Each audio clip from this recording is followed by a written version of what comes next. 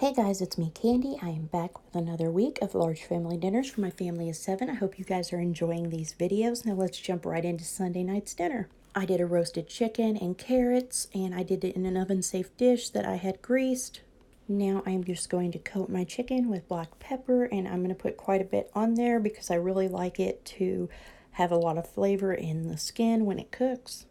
And when I get it all the way covered with the black pepper, I'm going to use some of Aldi's roasted garlic and herb seasoning and make sure I get that everywhere, as well as some Himalayan salt. And then I will just take the 4 carrots that I have already washed and peeled and diced up, and I will just kind of work them into the pan all around the chicken and cover it with foil and bake it at 375 for about an hour.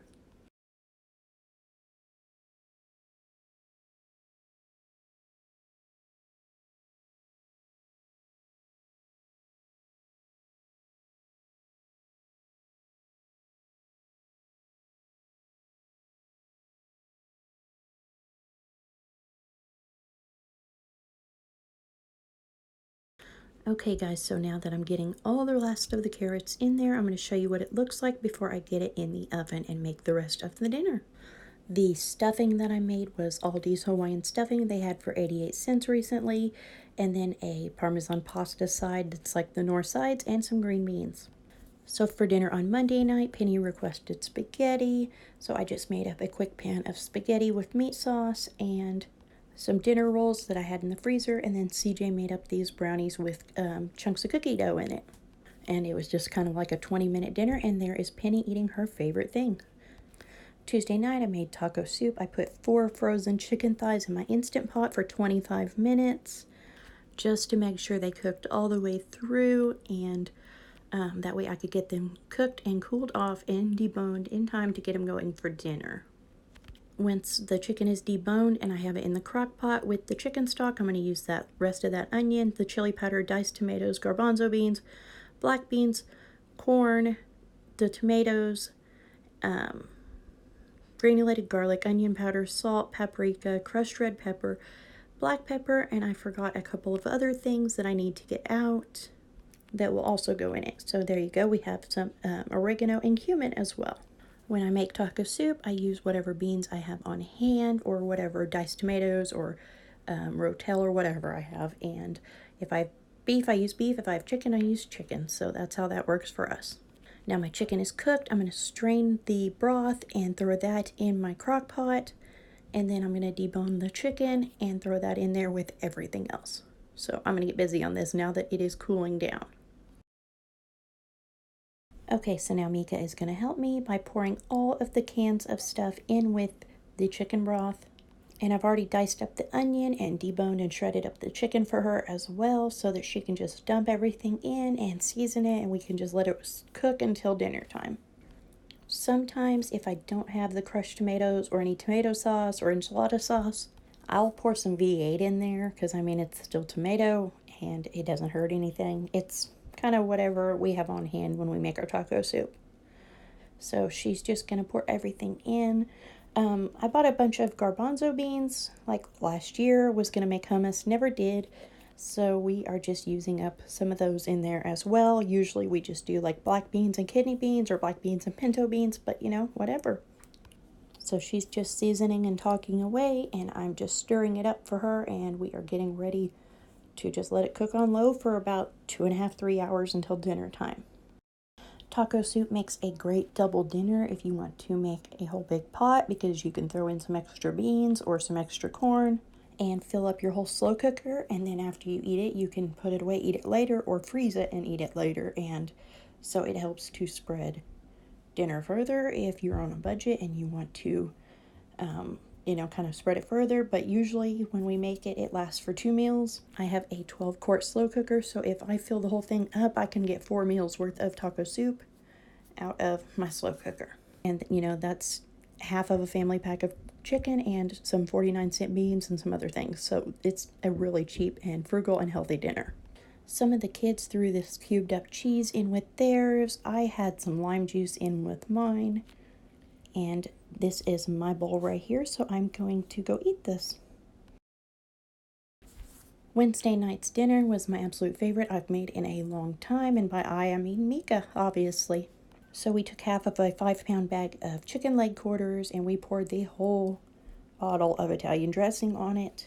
Stirred it around and put the chicken in a baking dish that was greased, and then Mika put 2 cans of sliced potatoes and 2 cans of green beans into that Italian dressing and stirred it up really well. And as you can tell, she is having a fun time with my big bowl. I'm not worried about cross-contamination because we are about to pour this over the top of the chicken after we get it all stirred up. So it's all going in the oven together and it's going to cook together. I just wanted to make sure the Italian dressing got all over everything. If you count the rice on the side, we only used 5 ingredients to make our whole dinner, and it was so good. And every one of the kids ate several plates. We all ate in the living room, and we watched the finale of The Masked Singer while we ate, and everybody ate multiple plates. Nobody asked for dessert or popcorn or anything, and they all raved about how wonderful it was. So now Mika is just pouring everything over the top of the chicken, and we're going to make sure it's all spread out evenly. Going to cover it with foil and bake it for about 45 minutes at 350, and then uncover it for about 10 minutes to kind of brown the chicken, but I don't want to cook it too long and dry out the green beans. Between the broth that came out of the chicken and the Italian dressing, there was quite a bit of juice in the pan around all of this when it was finished cooking. So we put the pan drippings right over the white rice that we ate on the side, and like I said, it was just so good. And so simple for something for just me and the kids, because my husband will not eat this because of the green beans.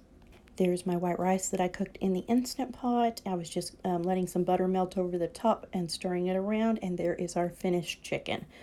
I already started making Maddie's plate so it could cool off, and I'm going to get everybody else's plated up.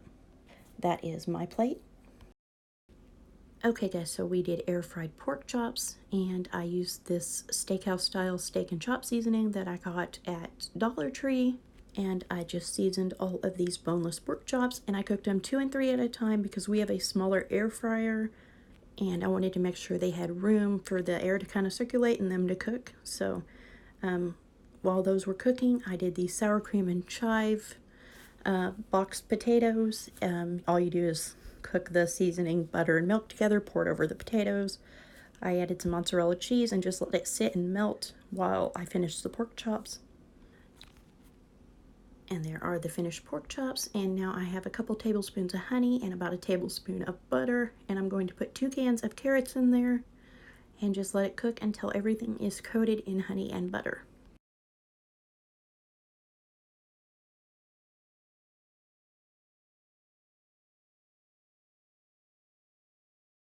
Here is everything finished. The carrots are ready to go. The pork chops are also ready. And there is the potatoes with the melted mozzarella. That is the grease that came off the pork chops. Friday night, my husband was home. I made that copycat Chick-fil-A sauce. He did some air fried chicken and nacho fries. For dinner on Saturday night, I fried some pork chops on the stovetop because he was home and he's not a fan of the air fried pork chops. So I just did fried in a pan, and I was making mac and cheese and green beans. Mika kind of slipped in on me and wanted to take over that, so I just concentrated on getting the pork chops ready, and I'm just showing you what all I put in with the flour to bread them.